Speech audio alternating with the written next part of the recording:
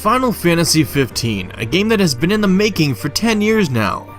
Originally known as Final Fantasy Versus, the game was almost just a spin-off of Final Fantasy 13. But for whatever reason, they decided to change the course and direction the game was going to go for, switching it over to a much grander scale. It has had its faults along the way, and has not only changed platforms, but also development teams and a much different design than originally intended. The game is incredibly ambitious, and I was quite skeptical going into it, because the last few Final Fantasy games were just not that great, and just did not hold my interest for too long. Does this bring Final Fantasy back to life with a phoenix down, and shake off the rust that it had? Let's find out. The game had incredibly high, unwavering expectations from fans, and it's hard to imagine that any game could live up to that. But in a lot of ways, it does. Final Fantasy 15 is a great game that shows a lot of promise with a new direction for the world of Final Fantasy. Yes, it's a departure from what most Final Fantasy games are, but it's not like this is the first time Final Fantasy has had an action combat-oriented system. Look at Final Fantasy 12 and its more action structure of combat. Hell, look at Dirge of Cerberus. That was a shooter game, and yes, it was a spin-off, but it just proves that Final Fantasy has definitely had its deviations on what it was. This new game has absolutely the best combat in my opinion. It's a very different approach to most of the games in the series, but it's still very much Final Fantasy.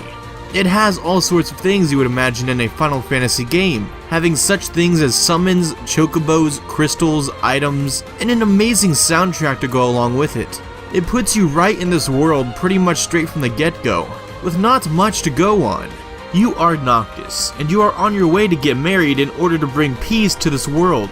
And essentially you are on a road trip with 3 of your friends, which all are very different with the roles that they play, and each one has quite a unique style to them. They all feel like they were really thought out, and you learn to care for your buddies along the way. Yes, this road trip is essentially to get you to your wedding, but it's also a bonding experience that lets you and your friends have this amazing grand journey together. Plenty of pit stops and things to do along the way. The game is huge, and quite open from the very get-go, with a very approachable story at hand. But it also feels a little bit disjointed from what the other games were. It doesn't mean it's a bad thing though, just different. It's less enchanted if that makes any sense. It feels and looks more like a realistic world than a Final Fantasy world. You have an absolutely gorgeous and breathtaking world to traverse. And you visit diners, and I mean you drive a car around on a road trip. That alone makes it very different than any other Final Fantasy game before it. Again though, different is not bad here.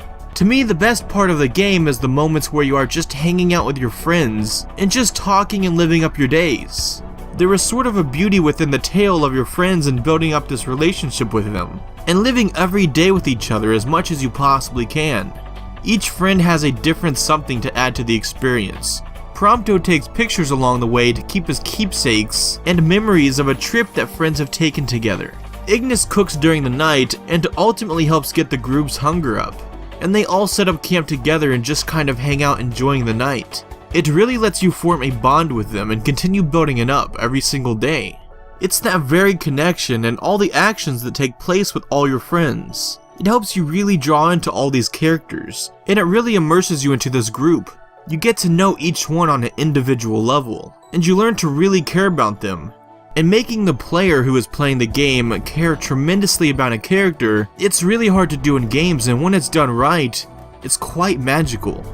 But the thing is, the game relies a little bit too much on these characters and their bond between them. Yes, the main characters are amazingly set up with how you care about them, and the combat is actually really smooth and top-notch here. You can't possibly get any better with the combat, but the game just has moments where it gets really slow.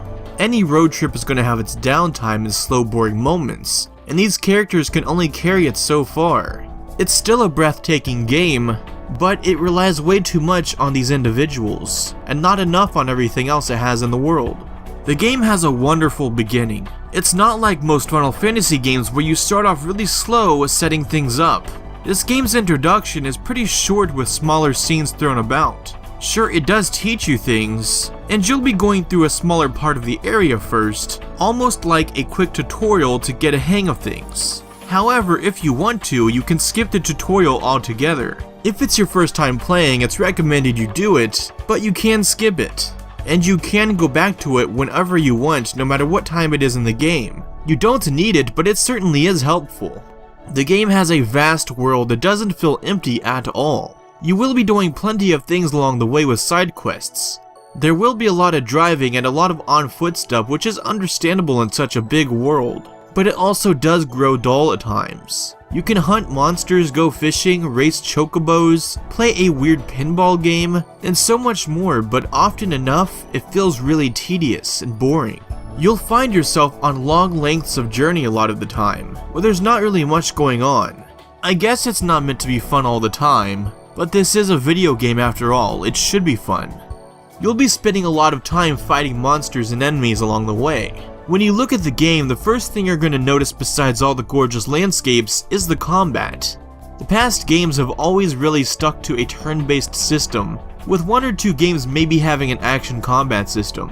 This, however, seems to be some sort of middle ground between some kind of strategy and turn-based combat and a fast-paced action-style combat, so it clashes together the old combat and the modernized style.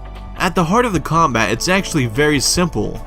You can pretty much point where you want to go and just hold down the attack button, and you'll do every single attack over and over again, and you can of course choose to do things that way. Besides that though, you also have a block and dodge button. You can warp in and out of the combat at your own pace. And of course you also have magic spells and potions, the stuff you're used to seeing in Final Fantasy.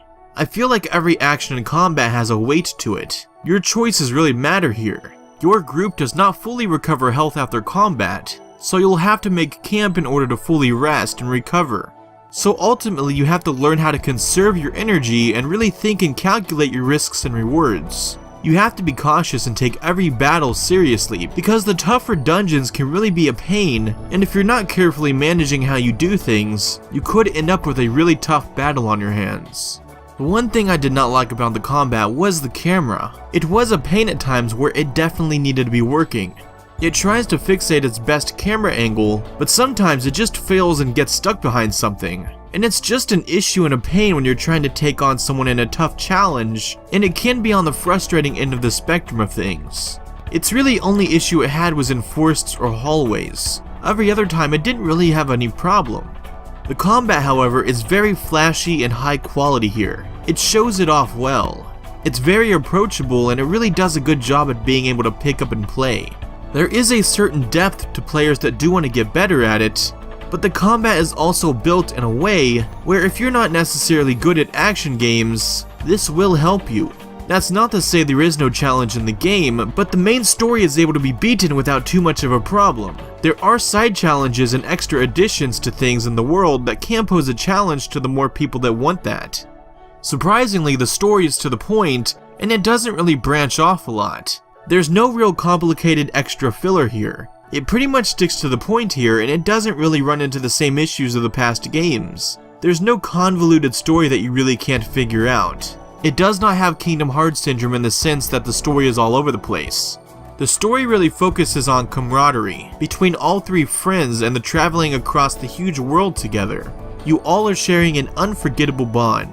Some may say that the story is the weak link of the game, and that it isn't well focused or that there isn't too much substance. I will agree that there isn't much of a story compared to the past games, but I think it was an issue with the past games. The stories were all really busy and tried to do way too much, and it really left the player feeling overwhelmed and overloaded. The story here is much different, and gets everything that it needs to get across. The pace is very different here. And yes, that could turn people away that want the old Final Fantasy experience, but I say it's worth giving a shot and a chance. The pacing does suffer and make the story suffer a little bit. There are a few parts that I did have a problem with that should have been really emotional. The story has this way of trying to move itself along, and those emotional moments that should really pull on your heartstrings are kind of lost in translation due to the pacing. That's really the only thing I didn't like about the story. Another very weird thing about this game is the second half of the game. Oh boy, that second half. I won't spoil anything because here on Jensen Media, I don't believe in spoiling the grand story of it all. I will say this, the game completely changes up what the first half was, and the second half feels like a very different beast. The first half lets you explore and has a very open world and lighthearted feel to it. The second half is pretty much the opposite. It's dark and not really open at all. And at this pivotal point, the dynamics of the group have completely changed. It's no longer a lighthearted, humorous tone that the guys are known for. The second half is extremely linear, and it shifts up genres completely. It ends up feeling a lot less polished than the first half of the game. You have these really weird stealth sections that just feel like they do not belong here. It feels like something ripped straight out of Uncharted or something. And there's also these weird horror jump scares along the way. And it's absolutely beyond bizarre to me, and I'm thinking they just threw them in because it was trending. It just doesn't feel right here. There are quite a lot of moments in the last half of the game that really made me wondering what the hell was going on and what they were thinking. It really does feel like an entirely different game. The first half of the game tells players to go out and explore the world, travel around and traverse all this beautiful landscape. It moves around at a pace that you are comfortable with, a much more relaxing and chilled tone. The second half of the game just kind of pushes you at a breakneck speed, absolutely trying to gun it past plot points and things that should have mattered a little bit more. There were things that were developed in the first half of the game that were just completely dropped, or they just came to an end in a very disappointing way. The stealth parts just feel clunky, unnatural, and just downright frustrating, and it's a travesty that holds one of the game's longest chapters. It's bold to take chances, and I can understand why they would want to. It can be a great thing when it works, but in this case, it just feels really out of place. They kind of try to mash two different worlds together, it feels like, and it's quite unexpected, and here I can't say it possibly completely works. The game really does have its issues that do not work at all, but it's filled to the brim with moments that kind of make you forgive all its fallacies. You see this unique experience that you get out of it. And when it comes to open world RPGs, unfortunately there isn't a ton of choices and options out there. And Final Fantasy 15 is unlike any other open world RPG experience that you will get. Yes, at times it does have an identity crisis, more specifically the last parts of the game, but it brought it all together in a really emotional end. And overall, even though I did find the journey did have problematic designs and elements to it, it was still very well worth experiencing, and I enjoyed it a lot.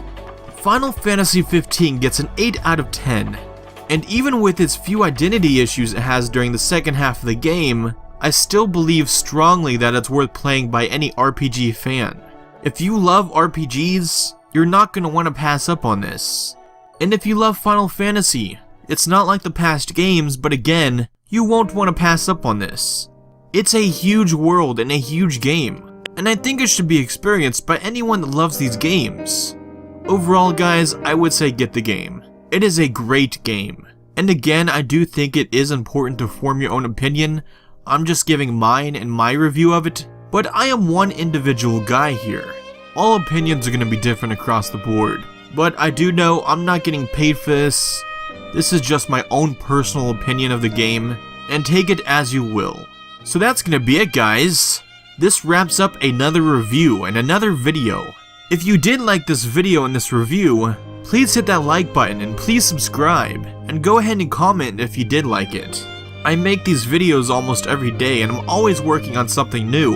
It's just harder for me because YouTube does not help the little channels. I need you guys to help me. So if you like this stuff, please let me know. It helps me make more content. So thanks for watching guys, that's gonna be here on Jensen Media. You guys have a good day and a good night. Thanks for watching.